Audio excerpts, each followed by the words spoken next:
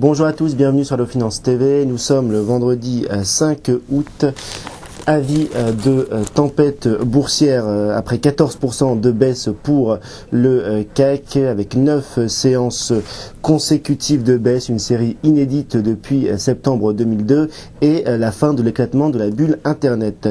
Hier, le CAC 40 a plongé de près de 4% et une fois n'est pas coutume, c'est la BCE qui a fait plonger les marchés avec l'annonce de 2 mesures non conventionnelles de rachat d'obligations souveraines et de facilité de refinancement pour les banques, mais ces deux nouvelles ont bien plus inquiété que rassuré les marchés alors que les taux d'emprunt atteignent des sommets pour l'Espagne et pour l'Italie et que l'Espagne a annulé hier une adjudication prévue pour le 18 août. Il n'y a pas que les dettes souveraines qui pèsent sur les marchés, un peu comme aux États-Unis, les chiffres sur la croissance dans la zone euro inquiètent. Hier, on apprenait que la croissance de l'activité du secteur privé estimée par Markit a ralenti en juillet dans la zone euro, tandis qu'en France, l'indicateur pour l'industrie, toujours calculé par Markit, s'est replié à 50,5 points. Conséquence de ce ralentissement, la chute du pétrole. Hier, le baril de crude coté aux États-Unis a baissé de 7% et est tout proche des $85 à Londres. Le Brent est à son plus bas niveau depuis juin.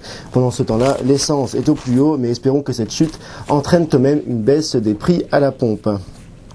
Autre crainte pour les marchés, les résultats des entreprises. Pourtant, seulement 7 entreprises sur les 40 du CAC ont publié un bénéfice en recul par rapport à l'année dernière et le taux de croissance moyen des 40 entreprises du CAC 40 est de 9,8%. Mais les investisseurs s'inquiètent des perspectives des entreprises alors que les dirigeants n'ont pas réussi à rassurer les marchés, démoralisés par quelques mauvaises surprises, notamment Société Générale et Veolia.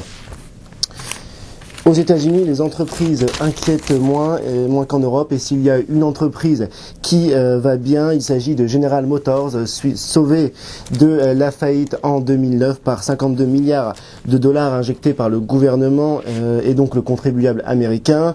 Le constructeur automobile affiche un bénéfice net de 2,5 milliards de dollars contre 1,3 l'année dernière et un résultat en plus qui est positif dans les 4 régions du monde. Christine Lagarde est sous l'œil du Cyclope. La Cour de justice de la République a ouvert jeudi une enquête pour complicité de faux et complicité de détournement de biens publics visant l'ancienne ministre de l'économie dans l'affaire Tapie Adidas. Voilà, la malédiction continue à frapper les dirigeants du FMI.